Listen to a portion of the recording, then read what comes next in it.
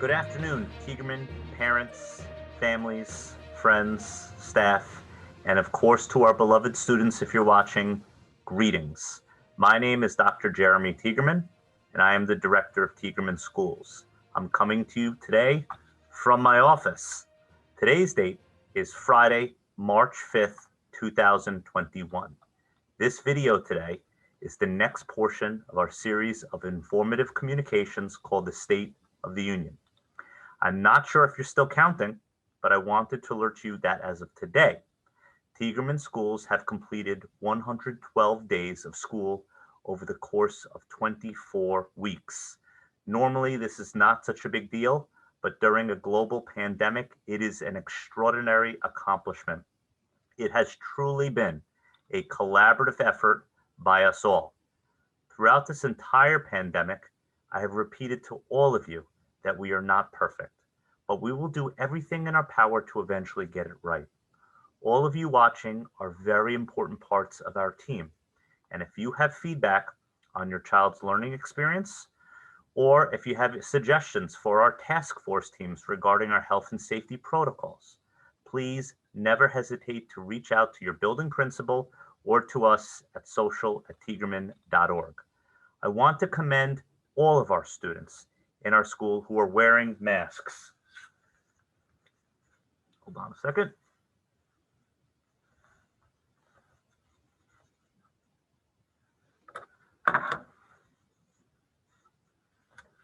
I know it has not been easy and it can be uncomfortable at times, but you have done such a fabulous job of helping to keep our schools safe. Parents, I also want to thank all of you. You worked with your children in order to help them prepare for the start of school in September. Students, parents, and staff, wonderful job. Keep up the great work. On to our updates. Testing. Since my last update, testing has continued in all of our school buildings over the last several months, and I want to thank our students, their families, and our staff for taking part in our testing program and for helping to keep our school buildings safe. Testing in all our buildings is occurring weekly, and our nursing departments are randomly testing 20% of our students and 20% of our staff on a bi-weekly basis. Information on our testing program has already been sent home to families, but should you have questions or concerns, please feel free to reach out to your child's building nurse or their building principal. COVID-19 school report card. As a reminder, Tiegerman schools are required to report daily to the New York State Department of Health. This information can be found daily on their website under the COVID-19 report card section. Our schools can be found under the private school section, and then you will have to go to your child's specific Tiegerman school building to see our COVID-related data since the beginning of September. Close contact definition. In the past, we have gone over our protocols for quarantining an individual or a group of people, and as a result, temporarily having to go into remote due to a classroom or a building being closed. As I have mentioned to you before, we at Tiegerman will never cut corners or sacrifice the health and safety of any of our students and our staff. Please also know that we will do everything we can this year to provide in-person instruction throughout the 2020-2021 school year, as long as we could do this as safely as possible. Okay, so as I have said to you countless times, the guidance that directs our protocols and actions change over time, and now it is evolving again. One important factor in directing our contact tracing and determining who can safely operate in our school buildings is the definition of a close contact. Previously, Nassau County and New York City offered different guidance on the definition of what a close contact is. And as an agency, Tiegerman decided that it would be much easier if we followed just one policy so that we would not unintentionally create any confusion.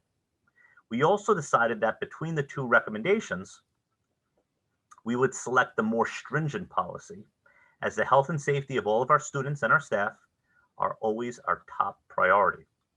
The more stringent guidance was from New York City Department of Health and stated that a confirmed case in a classroom, regardless of PPE, that means wearing masks or face shields, or the distance in the classroom, would result in the entire classroom being deemed a close contact.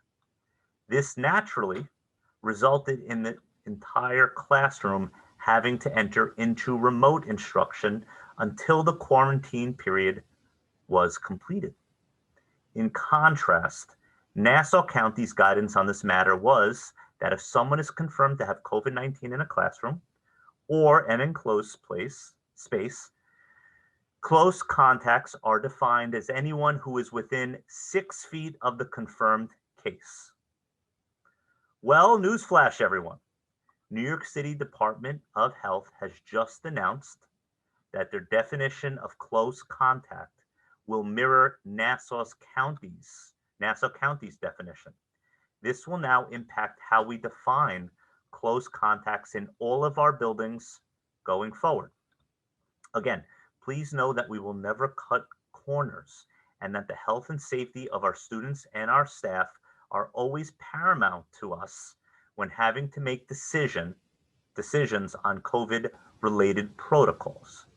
However, going forward, should a confirmed case present itself in a classroom, the entire classroom will not necessarily need to quarantine if the student or the staff member is not deemed to be within 6 feet of the confirmed case.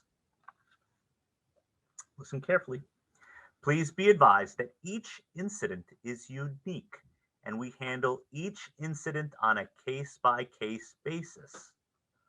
Also, please be aware that all individuals associated with the classroom where there is the confirmed case, staff, and parents or families will of course be notified of the occurrence of the confirmed case. However, now this allows some level of flexibility when appropriate and enables to not have to disrupt the in-person learning of our students who so desperately need it in the entire classroom. I just want to be clear here. I am not saying that contact tracing and or quarantining is not happening anymore. If anyone is identified as being within 6 feet of a confirmed case, they will have to quarantine for the period of time recommended by our nursing department and by the local health department. Depending on the case, those outside of 6 feet will probably be okay with remaining in person for instruction. I know I said a lot here. If you have any questions or concerns about this new guidance and how it will impact our decision-making process going forward, please feel free to reach out to your child's building principal for further clarification. On to vaccines. As I said to you all last time, the potential for the vaccine to help defeat the present pandemic has created a great deal of excitement. It has also triggered doubts regarding its safety, as well as frustration with getting access to it. At Tiegerman, we will always listen to our scientists and experts on this matter and do whatever we can to share information on the vaccine with our families and staff. Since our last communication, supply, access, and information on the vaccine have increased and have allowed for many of our staff to start the vaccination process. While it is still presently a personal choice, our estimation is that by June, approximately 50% of all of our staff will be fully vaccinated. Vaccine alone will not solely defeat the pandemic, but with the assistance of all of us following the public health guidelines, we can ensure that all of our buildings will remain as safe as possible and that we will remain in person for instruction. Should you have any questions or concerns or want information on the vaccine, please feel free to reach out to your child's building nurse. Today, I want to return to our building updates, as I was thinking recently that it is important to recognize all of the wonderful things going on. The information and guidance is always important, but it's equally important to recognize how we have all persevered and achieved great things this school year in all of our buildings. So, without further ado, here we go. In our Glen Cove Preschool Elementary School, the Tiegerman Preschool Elementary School, UPK Universal Pre-Kindergarten, and All for Kids, which is our daycare, are celebrating Read Across America Week, and it will coincide with very special weekly themes. This month, our new character trait that the students are learning and practicing is courage. And finally, Staff Professional Development Day is scheduled for Friday, March 19th. This is the same in all of our school buildings. This will be a day off for the students. No instruction will be provided on this day. In the Glen Cove Middle School, Read Across America Week is March 1st through 5th. Trivia Day is March 18th, and Multicultural Day is March 24th. Mrs. Lyons, our middle school principal, wants to acknowledge a particular student in her building. Christine is a 6th grade student who has a passion for jewelry design. She has created beautiful rings and has so kindly donated them to the school store for the students to be able to order them. Bravo, Christine. Thank you for your very kind donation. Keep up the great work. Richmond Hill High School. The following are the events taking place in high school this month. On Thursday, March 4th, Oreo Cookie Day. On Friday, March 5th, Black History Month virtual show at 3 p.m. On Monday, March 8th, Women's Day. On Wednesday, March 10th, Super Mario Day. Wow, favorite video game of mine. Dress as your favorite Super Mario character. Friday, March 12th, Plant a Flower Day. In-person students will be planting their own plants. Week of the 22nd of March, Senior Week. And Friday, March 26th is Tiegerman Movie Day. At our Tiegerman School at Woodside, they celebrated their 100th day of school on February 10th. Students and staff had the opportunity to dress up as 100-year-olds and complete activities that included counting up to the number 100 with fun items such as stickers, cereal, and more. Pictures can be found on Tiegerman School's social media pages. Also, in February, Tiegerman School at Woodside celebrated Black History Month by completing lessons on historical African Americans such as Martin Luther King Jr., Jackie Robinson, and Maya Angelou. For the month of March, Tiegerman School at Woodside will be celebrating Women's History Month and also will be taking part in Read Across America Week during March 1st through the 5th. Also, as I mentioned to you before, and all buildings are participating in this, Professional Development Day for our staff is on Friday, March 19th. No in-person or remote instruction is taking place on that day. And finally, an update from our development department. You are all cordially invited to attend Tiegerman's Stronger Together Gala, celebrating our heroes from the comfort of your own home on Thursday, March 25th at 7 p.m. It's virtual this year. I have the distinct honor, that's me, of hosting this year's gala live from my home. We are celebrating the students and individuals we serve, as well as our staff and donors who make Tiegerman's work possible. We look forward to recognizing and celebrating their courage, determination, and generosity in the face of COVID-19. The funds raised during the gala will help us to continue to substantively change the lives of students that we helped, and we hope that we could help them to pave a bright future. We have a lot of great things in store for you to see, so please get your tickets today. As in years past, you can also sponsor a teacher or a staff member. We will also be having an online auction beginning March 22nd and ending on March 28th at 8 p.m. A live auctioneer will be running a live auction during the event. You will have the opportunity to win some amazing auction items again, live.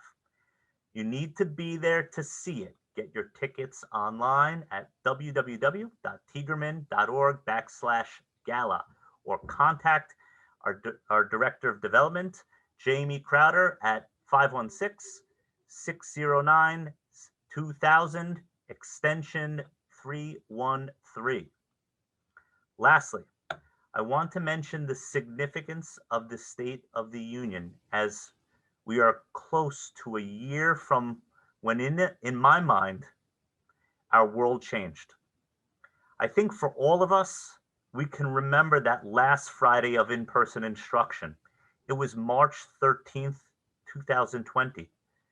I also remember during that weekend, Nassau County Executive Ann Curran announcing closure of all Nassau schools for 2 weeks.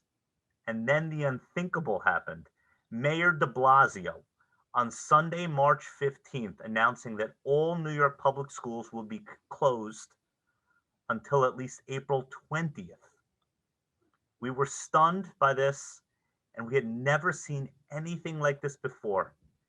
And at that point in time, it started to settle in that we were all in the midst of something serious. The other thing I remember early on was my very first communication to all of you. It was in April of 2020. I watched it recently, and I first noticed, wow, I had a lot more hair at that point in time. But in all seriousness, the message that I sent was a heartfelt plea to all of you to hang in there. As at that point in time, collectively, we had no idea of what we were in store for. Truly chilling. More importantly, though, I am proud of what was said about getting through it together, and am amazed as I'm able to look back at everything we have accomplished to date. I recognize that we are not completely in the clear here, but I am also so pleased with where we presently stand as an agency. Bravo to us all. Parents, families, friends, staff, and students, it was wonderful reconnecting with you today, and we will continue to do this throughout the course of the school year. As I regularly remind you here, Dr. T, Dr. Rad, and I want to communicate our pride in the way we have all stepped up to the challenges faced today, and know that no matter what we face going forward, we can accomplish anything that comes our way if we stay together and stay Tiegerman tough. Thank you all. Have a wonderful weekend.